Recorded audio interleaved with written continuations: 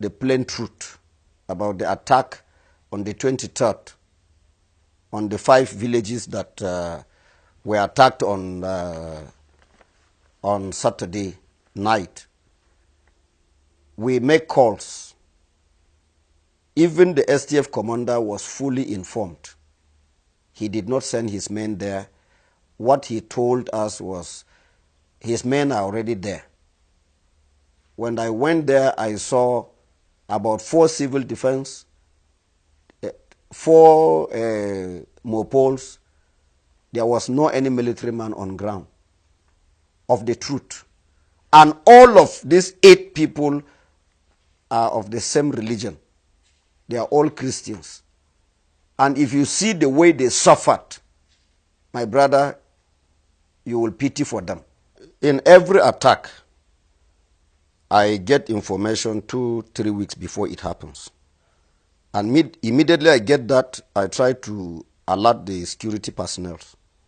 To a point in time, I was blamed that I'm the one fueling the crisis or the attack. How do I know it? Sometimes they insisted I must tell them the name of my informant and where he's coming from. I said, no. And even the connivance between them and the government, they tell me. So when you put the message across, the government doesn't take it serious. And most especially this administration, the governor's aides doesn't even pick calls of anybody. Even yesterday night, I tried calling the governor on the attack going on Doroa. He didn't pick my call. So the missed call is there.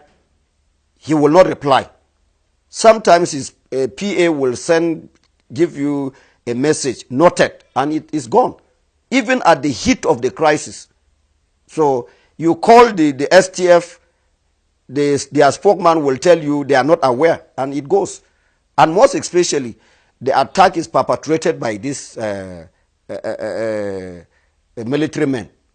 They aid them in carrying the attack. So we always give information before it happens.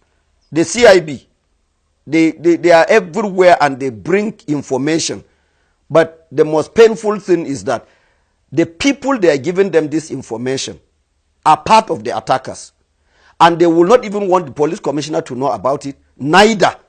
They will send it further for further investigation.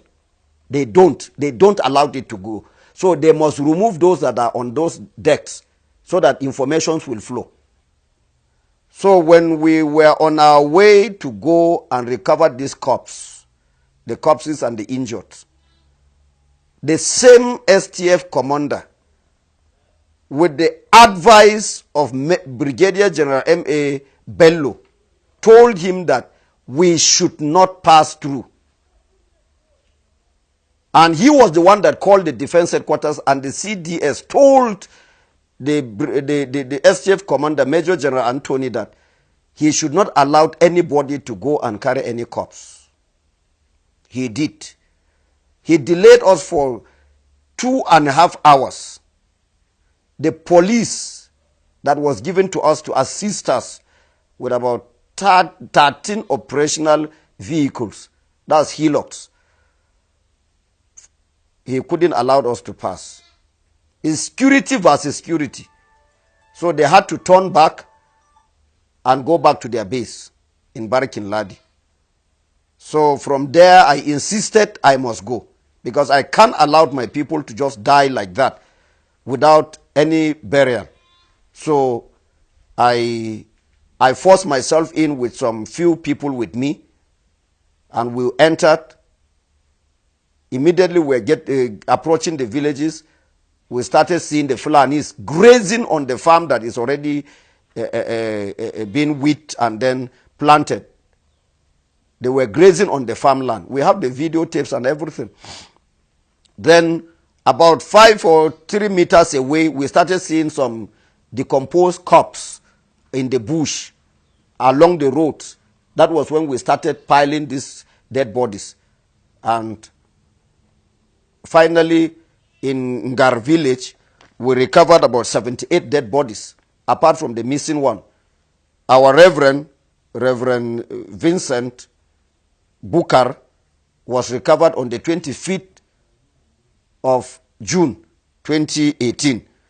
And then in Ganarop, we recovered 33 dead bodies. In Ruku, we recovered 38 dead bodies. Gindi Akwati, we recovered 40 dead bodies.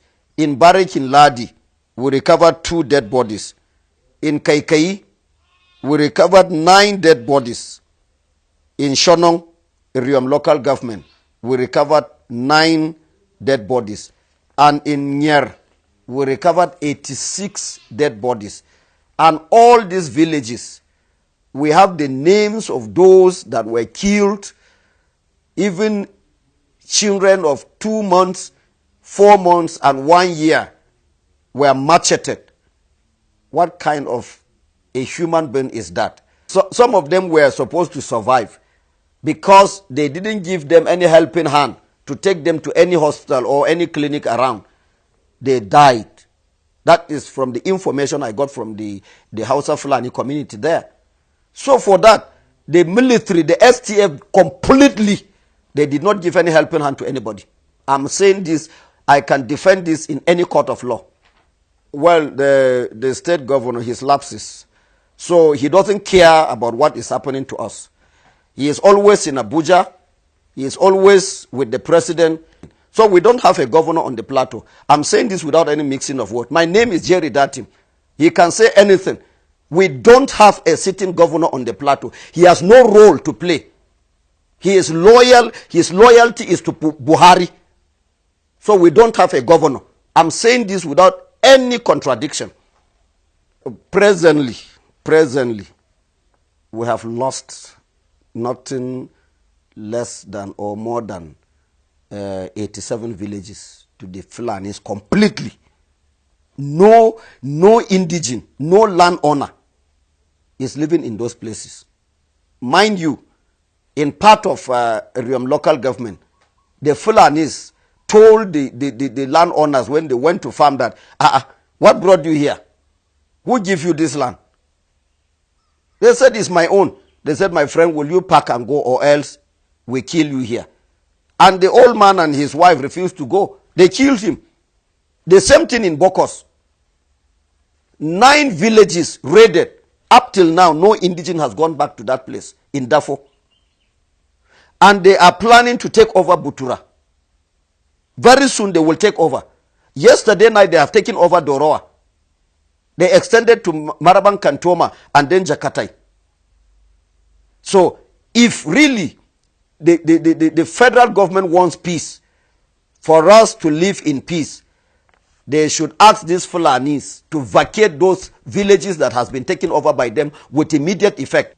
If they really want us to live in peace, they should ask the Fulani to vacate all these places that they have occupied, that it has become their territory. We have one traditional ruler who is taking care of us, who is our voice, is Aku Uka of Ukari. But the rest, we don't have traditional rulers. I will say this without any mixing of words. Reason is because they have been politicized. They go along with the government of the day. And they are all under Buhari. He gives them instruction. He paid them their salaries, and that is all. We are no longer important to any traditional ruler on the planet Earth. Those that did the killing, as I told you, the burial that took place in Gar, which I did, I officiated the burial. It was the same Fulanis and the Hausa community within there that helped me in digging the grave. And they know the perpetrators. They know them. They saw their guns. And nobody was arrested. But for some of our boys who were carrying cutlasses, they were arrested. So you cannot arrest a militia that is trained by federal government. You can't arrest them because they are the ones that send them. Like Maiduguri, Borno and Yobe, Adamawa, they have civilian JTF. Can you arrest civilian JTF? You can't. So they are part and parcel of the military. So you cannot touch your colleagues. But the soldiers can arrest, they can harass police, but they cannot harass the Fulanis. Everybody knows that the military are part of the problem.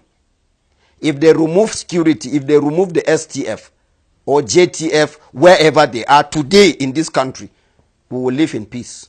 Some of the security agencies, they were the ones that reliably informed us because they loaded these things in their presence. And these uniforms are already in Plateau. And they are with the Fulanis. I will tell you that Brigadier General Bello was the one that went to distribute this uniform. He used his military hillocks to disburse these uniforms in those villages that were attacked on Saturday and Sunday, and that of yesterday night, Monday night. So General Bello is fully aware. If he can be arrested and then questioned, he will tell them where he kept the uniform and how he distributed them. Whenever they come, any commander that come here, he is coming to make his billions and go away. The Fulanis are giving them cows. I remember what do you call it? My contact with TC Ude, General TC Ude. He detained me for 5 weeks. He collected cows from the Fulanis. The day he moved the cows from Plateau to his village, that was the day I made my call, and he was retired voluntarily by force. The same thing all of them are doing. They will tell you they are Christians. General Anthony is speaking with the Sultan. He takes directive from Sultan direct. Because Bello is here on a mission. What kind of a country is that? People, the whole world have spoken about the combination of the army chiefs.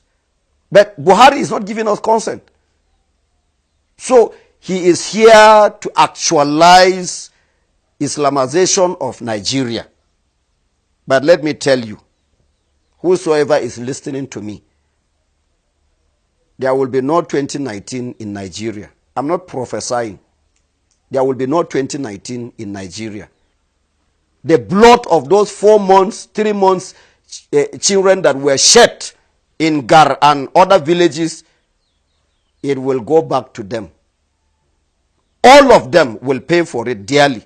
Very soon, Lalong will get his own share by the special grace of God. I am not God, but God is still at work. If the God of Moses can lead the children of Israel to cross the Red Sea, we still worship that God today. We will cross the Red Sea. Lalong is counting his days. Whosoever is with him should repent and then turn over so that we can forge ahead. God bless you.